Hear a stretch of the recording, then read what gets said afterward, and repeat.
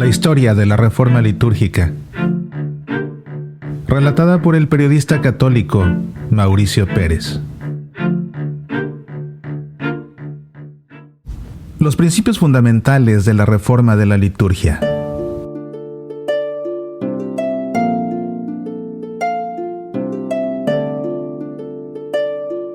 En esta emisión te contaré acerca de los principios distintos bajo los cuales se llevó a cabo la Reforma litúrgica, una serie de principios orientativos y operativos. Entre los principios orientativos se encuentra la liturgia como ejercicio del sacerdocio de Cristo, la liturgia como cumbre y fuente de la vida cristiana, la búsqueda de una participación plena, consciente y activa por parte de los fieles en la liturgia, la manifestación de la Iglesia en la liturgia, la unidad sustancial y no una rígida uniformidad, la sana tradición y el legítimo progreso. Y los principios operativos son la lengua en que se celebra la liturgia, la palabra de Dios, la catequesis litúrgica, el canto en la liturgia y la reforma litúrgica en sí misma.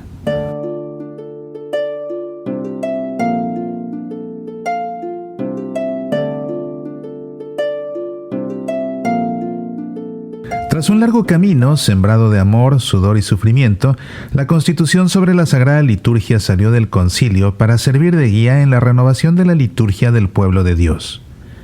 Juan 23, en el motu proprio Rubricarum Instructum del 25 de julio de 1960, con el cual promulgaba el nuevo Código de las Rúbricas, declaraba que su fin era eminentemente práctico: aligerar el aparato rubrical de la misa y del oficio divino, dejando al concilio la enunciación de los principios fundamentales, Teoria Principia, para la reforma general de la liturgia.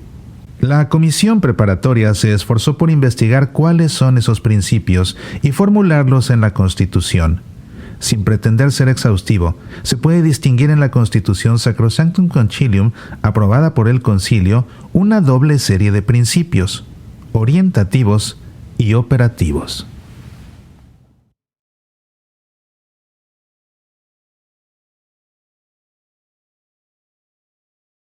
Principios orientativos. 1. La liturgia, ejercicio del sacerdocio de Cristo. La liturgia es la teología hecha oración. En ella, por medio de signos sensibles, se significa y se realiza la santificación del hombre y el cuerpo místico de Cristo, es decir, la cabeza y sus miembros, ejerce un culto público íntegro. La liturgia tiene como centro a Cristo, el cual, por su muerte y resurrección, pasando de este mundo al Padre, se ha hecho el Señor dador de vida. Es la Pascua de Cristo que, viviendo el sacramento de la Iglesia, ha llegado a ser misterio de culto, en cuya celebración se continúa en el tiempo y se hace presente la victoria y triunfo de su muerte.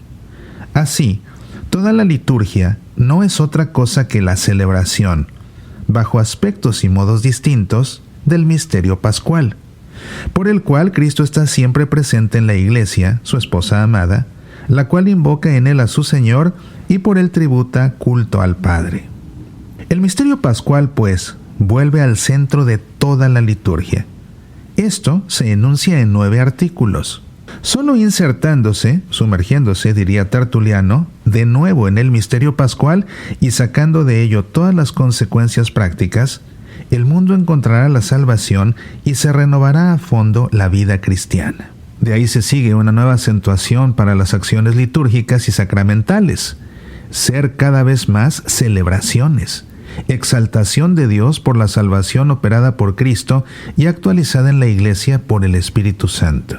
La atención no se centra en el mínimo indispensable para su validez, ni solo en la forma externa considerada en sí misma, sino en la asamblea reunida para escuchar y responder a la palabra de Dios, participar en el sacramento, hacer memoria del Señor Jesús, dar gracias a Dios Padre que nos ha regenerado en una esperanza viva por medio de la resurrección de Jesucristo de entre los muertos.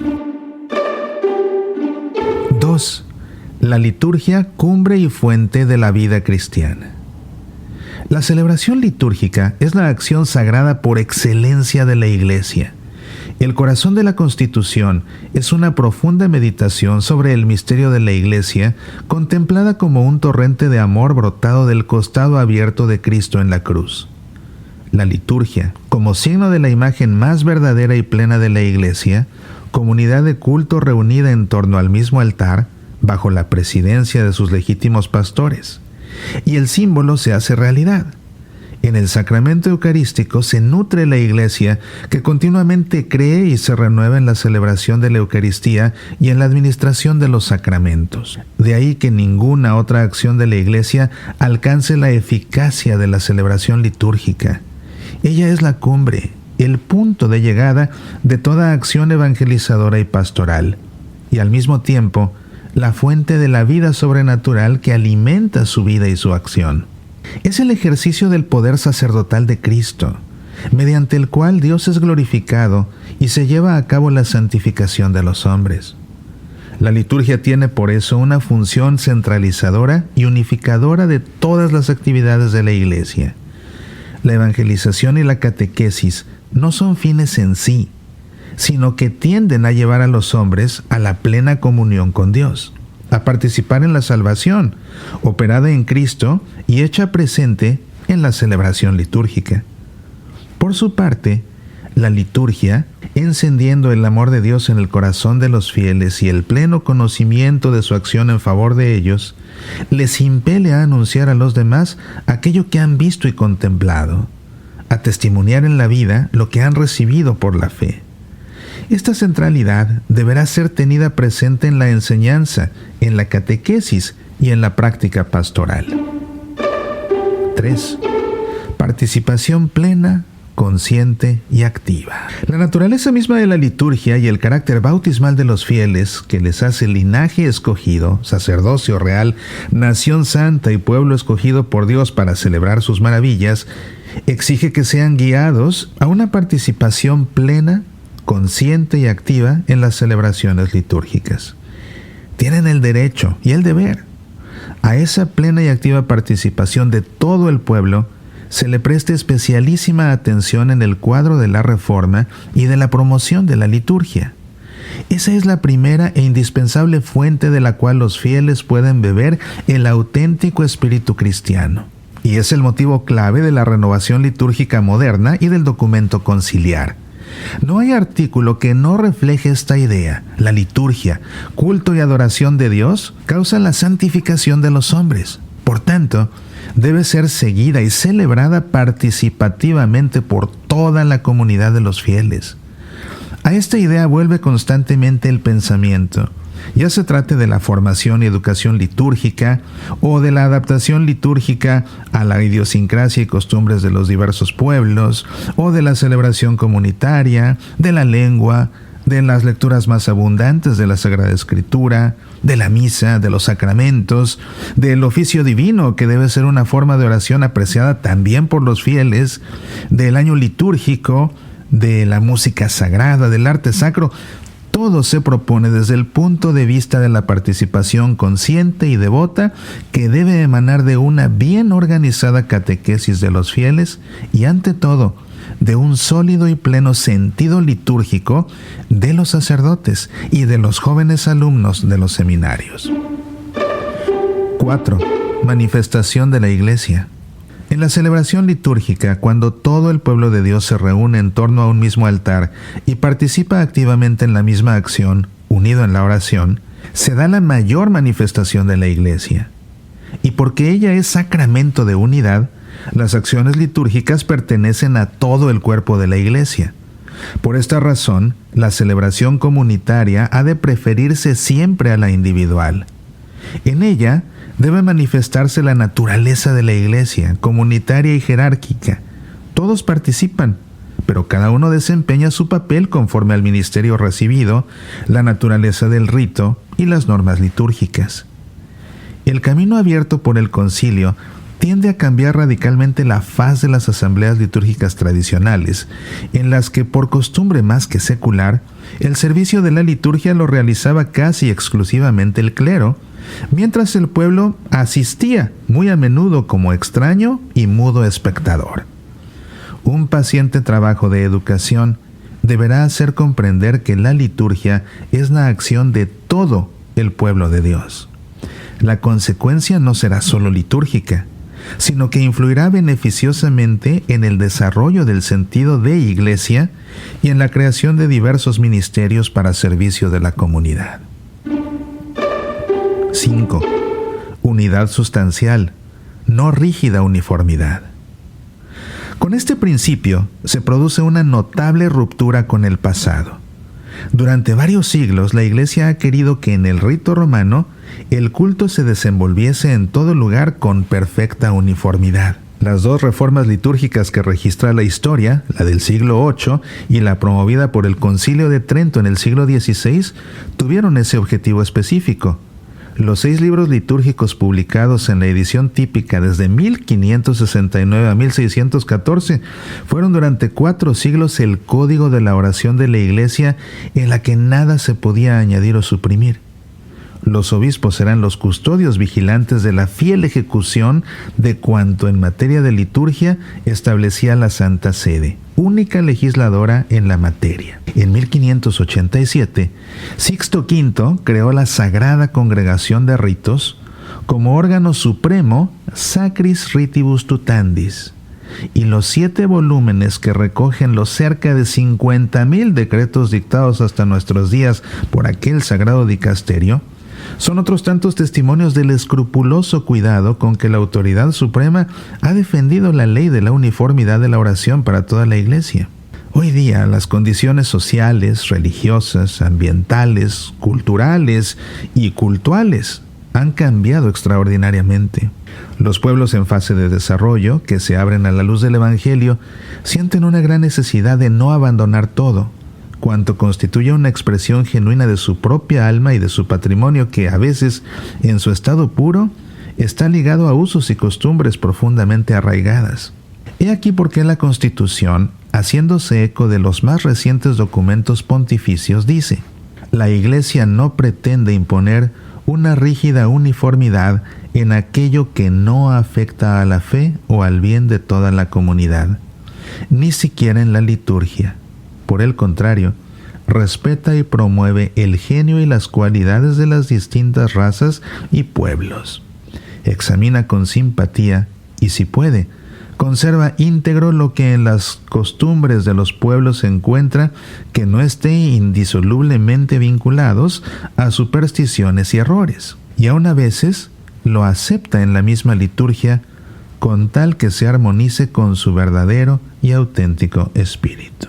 Y a continuación añade: al revisar los libros litúrgicos, salvada la unidad sustancial del rito romano, admítanse variaciones y adaptaciones legítimas a los diversos grupos, regiones, pueblos, especialmente en las misiones, y téngase esto en cuenta oportunamente al establecer la estructura de los ritos y las rúbricas. Este principio encuentra aplicación a lo largo de toda la Constitución, dando un nuevo sentido a la unidad y fortaleciendo la catolicidad. 2 notas que deben permanecer como características intangibles de la oración litúrgica, como lo son también de la Iglesia. La relevancia dada a la catolicidad dentro de la unidad fundamental también tiene consecuencias en el campo legislativo. La centralización absoluta del Concilio de Trento se abre ahora, en materia litúrgica, a un triple grado de autoridad: la Santa Sede, las conferencias episcopales y los obispos diocesanos. A esas autoridades, en diversa medida, comprende el ordenamiento de la liturgia. En particular, la Constitución reclama para el obispo, como pontífice de su grey, el deber de promover la vida litúrgica con el ejemplo y con todos los medios necesarios. 6. Sana tradición y legítimo progreso. La liturgia se compone de una doble realidad. Por una parte, es invisible, inmutable y eterna, y por otra, humana, visible y cambiante. Es evidente que lo que pertenece por institución divina es inmutable. No pasa lo mismo con lo que la Iglesia, realizando su actividad en el tiempo, pasa lo mismo que con la Iglesia. realizando su actividad en el tiempo y en la tierra, ha instituido para revestir los elementos del culto divino con signos y ritos que pusieran de manifiesto la riqueza y el sentido del misterio velado. Esto último es precisamente lo que está sujeto a cubrirse con la pátina del tiempo, es decir, a envejecer, y puede por eso mismo someterse a una revisión y puesta al día, para que también la expresión del culto siga de cerca el paso juvenil de la Iglesia. En un organismo vivo, eso es una exigencia de vida. La liturgia alimenta la vida de la Iglesia. Ella misma debe ser vital, no puede estancarse y esclerotizarse. Pío II en 1947 lo afirmó con esta frase lapidaria: la liturgia es algo permanente y vivo al mismo tiempo. Y Juan 23, la liturgia no debe ser un precioso objeto de museo, sino la oración viva de la Iglesia. Ello no impide que también en la parte visible y humana de la liturgia haya elementos preciosísimos consagrados por una tradición secular, y por tanto intangibles en cierto modo, a los cuales hay que acercarse con respeto, amor y veneración. Defensa, por tanto, de la tradición. Pero en el ámbito de la liturgia, abstracción hecha de las ideas propiamente teológicas, ¿qué es tradición? La verdadera tradición en las cosas importantes se ha escrito. No es hacer lo que otros han hecho, sino encontrar el espíritu con que aquello se hizo y que en otros tiempos haría cosas totalmente distintas. Volver a encontrar el espíritu, proceso por tanto de investigación y de revisión, examen cuidadoso, diligente, escrupuloso de cuanto constituye el patrimonio sagrado, para que la evaluación proceda objetiva, casi espontáneamente, del estudio, de la meditación, de la oración, para conservar la sana tradición y abrir con todo el camino a un progreso legítimo. Debe proceder siempre una concienzuda investigación teológica, histórica y pastoral acerca de cada una de las partes que se han de revisar. Téngase en cuenta además no solo las leyes generales de la estructura y mentalidad litúrgica, sino también la experiencia adquirida con la reforma litúrgica reciente y con los indultos concedidos en diversos lugares. Por último, no se introduzcan innovaciones si no lo exige una utilidad verdadera y cierta de la Iglesia, y después de haber tenido la precaución de que las nuevas formas se desarrollen, por decirlo así, orgánicamente a partir de las ya existentes. Con estos criterios, la actitud no podía ser más que esta: defensa sin claudicación de lo que es verdaderamente patrimonio intangible, por ser en cierto modo inherente a la naturaleza de los ritos. Diligente y cuidadosa evaluación de los otros elementos resultante de un estudio profundo, de la meditación y de la oración, para adecuarlos a la doctrina, a la misión y a la dignidad del misterio de la Iglesia, que hoy, como en todo tiempo, debe llevar a las almas con medios adecuados el mensaje de la salvación. Volver a encontrar el espíritu y hacer hablar a los ritos de la lengua en nuestro tiempo para que el hombre comprenda su lenguaje misterioso y sagrado a la vez. Proceso de investigación y de revisión. No un proceso a las vicisitudes de la liturgia, a las cuales no acusa ni mucho menos condena, sino un proceso que somete a crítica cualquier cosa que ha surgido como fruto de un ambiente o de una ocasión particular, pero que ha dejado de representar, a no ser con dificultad, el testimonio del reino de la gracia.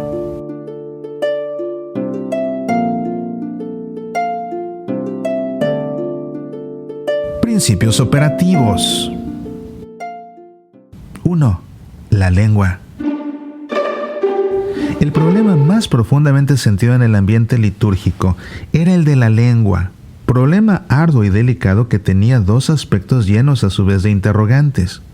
Por una parte, la tradición de la Iglesia latina y las ventajas derivadas del uso de la lengua única, sagrada y técnica desde el punto de vista litúrgico y jurídico, esto es, el latín.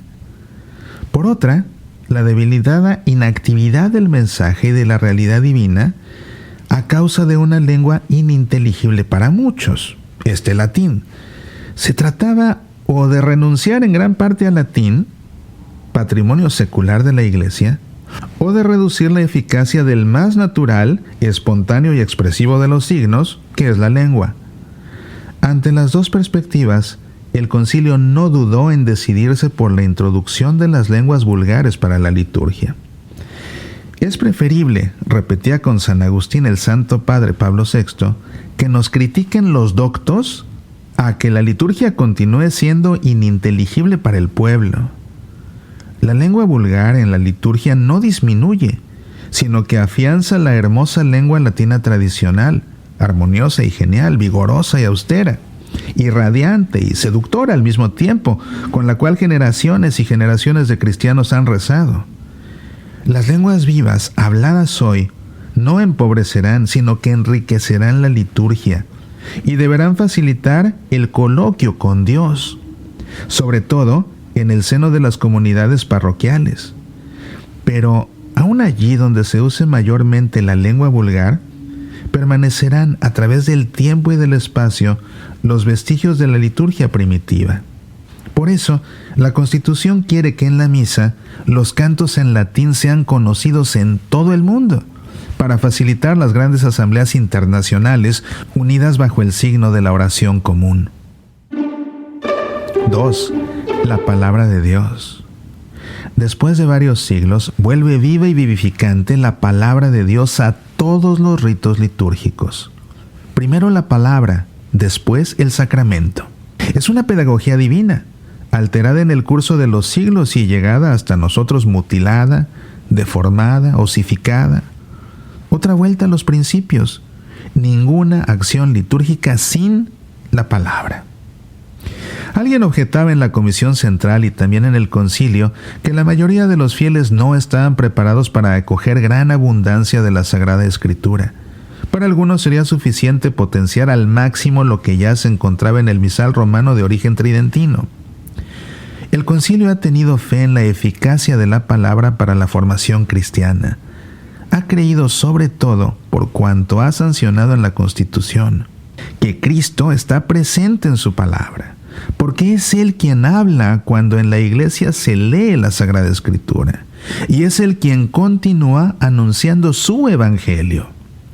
Por eso, ha animado a dar a la Sagrada Escritura un lugar de primera importancia en la celebración litúrgica, a fomentar hacia ella un amor suave y vivo, a fundar en ella la predicación, a multiplicar las celebraciones de la palabra de Dios y a abrir con abundancia la variedad de sus tesoros.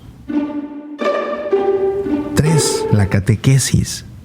La renovación litúrgica prevista y promovida por la Constitución no se puede llevar a cabo con la observancia casi mecánica de cierto número de prescripciones, normas y reglas de ceremonias. Exige un espíritu, una mentalidad, un alma. Necesita una iniciación o educación litúrgica. La necesidad de una catequesis fundada en la liturgia está probada en la más antigua tradición patrística. Todavía hoy se leen con admiración las catequesis de los padres a los neófitos, sus homilías sobre las fiestas litúrgicas. Es todo un método de catequesis fundado en la palabra de Dios y en los ritos y las oraciones usados en las celebraciones. Este es el método inculcado en la Constitución: introducir en la comprensión de la liturgia, a través de los ritos y las oraciones, la formación bíblica, la comprensión de los salmos, la instrucción de aquellos que más directamente intervienen en las celebraciones, cantores, acólitos, lectores, comentaristas. Solo una catequesis continua e incansable podrá ayudar a los fieles a penetrar en el mundo de la liturgia. Pero ningún efecto se podrá esperar si los sacerdotes, en primer lugar, no están formados en liturgia. En otros 3 artículos, la Constitución insiste por ello en la enseñanza de la liturgia en los seminarios, en la preparación de los sacerdotes y con la especialización de los profesores. Todavía más, en la necesidad de comisiones litúrgicas diocesanas, interdiocesanas y nacionales, con hombres peritos en liturgia, música, arte sacro y actividad pastoral. Es un esfuerzo que la Constitución pide a toda la comunidad eclesial, sin el cual quedaría en letra muerta la perspectiva de esta apertura. 4. El canto. El carácter comunitario de la liturgia y la necesaria belleza de que se debe revestir exigen la presencia en ella del canto. Eso da dulzura, da expresión a la oración, favorece la unión de los ánimos y enriquece los ritos con su solemnidad. No se trata de una añadidura externa, sino de una nota que brota de la naturaleza misma de la celebración de la victoria pascual de Cristo.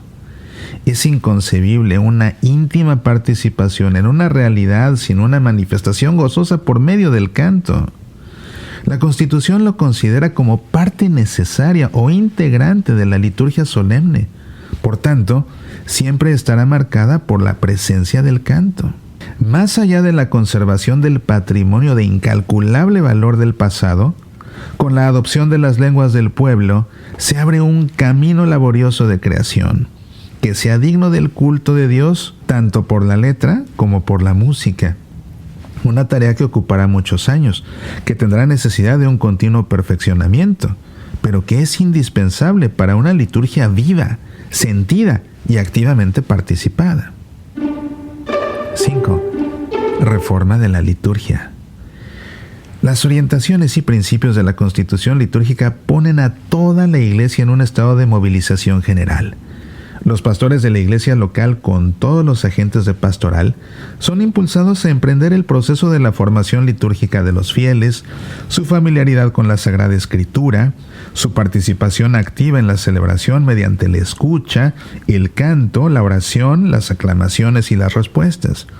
Y más aún, a iniciar la traducción de los libros litúrgicos, un campo completamente nuevo, lleno de dificultades y de responsabilidad. Al mismo tiempo, se insta a la Santa Sede a preparar la reforma general de la liturgia según los principios enunciados por el mismo concilio en la Constitución sobre la Sagrada Liturgia. Será un trabajo delicado e inteligente de restauración con el que se supriman aquellos elementos que con el paso de los siglos se han duplicado o añadido con poca utilidad. Se restablezcan conforme a la tradición de los padres y en la medida en que parezca oportuno o necesario, otros elementos que a su vez se han perdido con el tiempo. Exigirá una simplificación para que los ritos resplandezcan con lo que la Constitución llama noble sencillez, para que sean claros en su brevedad y sin inútiles repeticiones, sean adaptados a la capacidad de comprensión de los fieles y que, por lo general, no necesiten de muchas explicaciones. Un trabajo que, sin desdeñar lo accesorio cuando tenga consistencia y utilidad pastoral, tienda a valorar lo esencial. Estos campos de actividad exigen un esfuerzo no pequeño que ocupará las fuerzas más valiosas de la Iglesia durante varios años. No se puede improvisar la reforma de los libros litúrgicos ni su traducción.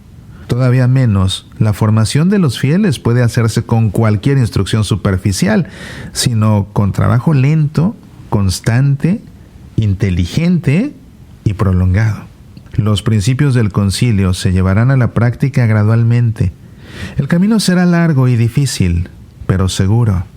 Al final de ese camino estará la liturgia renovada que le devolverá al pueblo de Dios el sentido de lo sagrado y del misterio y le ayudará a incorporarse a él.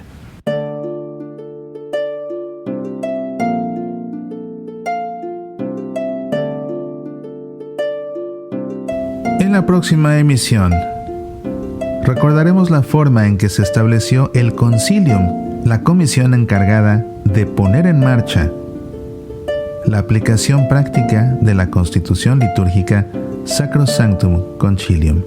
Así, la reforma litúrgica habría de comenzar de pasar de la teoría a la práctica.